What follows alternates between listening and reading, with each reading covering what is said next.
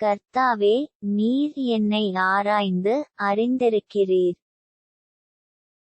என் உட்காருதலையும் என் எழுந்திருகுதலையும் நீர் அறிந்திருக்கிறீர். என் நினைவுகளை தூரத்திலிருந்து அறிகிறீர். நான் நடந்தாலும் படுத்திருந்தாலும் என்னைச் சூழ்ந்திருக்கிறீர். என் வழிகளெல்லாம் உமக்குத் தெரியும். என் நாவில் சொல் பிறவாததற்கு முன்னே, இதோ, கர்த்தாவே, அதையெல்லாம் நீர் அறிந்திருக்கிறீர். முற்புறத்திலும் பிற்புறத்திலும் நீர் என்னை நெருக்கி, உமது கரத்தை என்மேல் வைக்கிறீர்.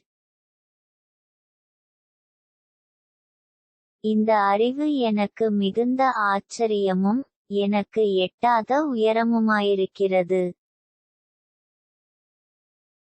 உம்முடைய ஆவிக்கு மறைவாக எங்கே போவேன்? உம்முடைய சமூகத்தை விட்டு எங்கே ஓடுவேன்? நான் வானத்திற்கு ஏறினாலும் நீர் அங்கே இருக்கிறீர். நான் பாதாளத்தில் படுக்கை போட்டாலும் நீர் அங்கேயும் இருக்கிறீர்.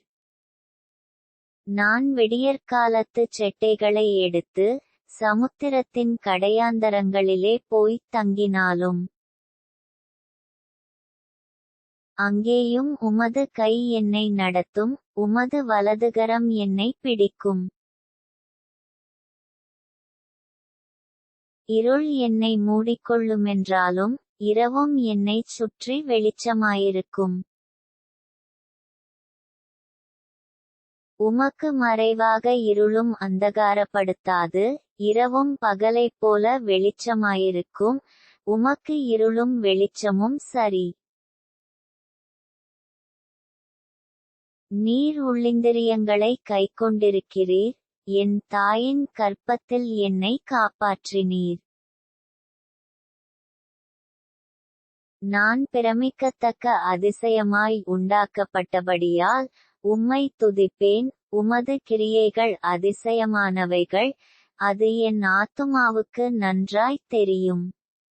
நான் ஒளிப்பிடத்திலே உண்டாக்கப்பட்டு பூமியின் தாழ்விடங்களிலே விசித்திர வினோதமாய் உருவாக்கப்பட்டபோது என் எலும்புகள் உமக்கு மறைவாயிருக்கவில்லை.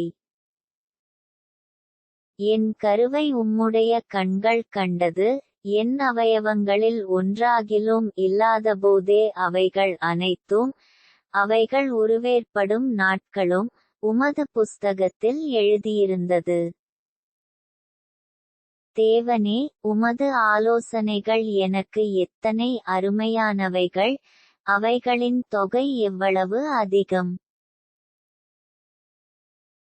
அவைகளை நான் எண்ணப்போனால் மணலைப் பார்க்கிலும் அதிகமாம். நான் விழிக்கும்போது இன்னும் உம்மண்டையில் இருக்கிறேன். தேவனே, நீர் துன்மார்க்கனை அழித்தீரானால் நலமாயிருக்கும். இரத்தப்பிரியரே, நீங்கள் என்னை விட்டு அகன்று போங்கள்.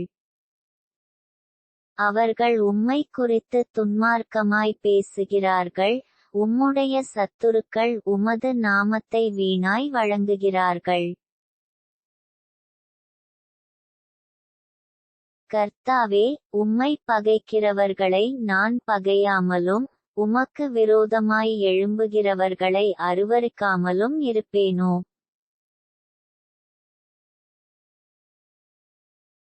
முழுப்பகையாய் அவர்களை பகைக்கிறேன். அவர்களை எனக்கு பகைஞராக எண்ணுகிறேன்.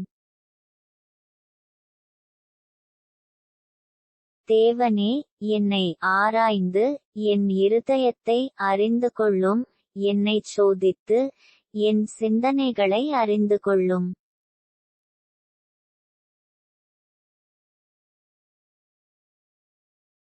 வேதனை உண்டாக்கும் வழி என்னிடத்தில் உண்டோ என்று பார்த்து நித்திய வழியிலே என்னை நடத்தும்.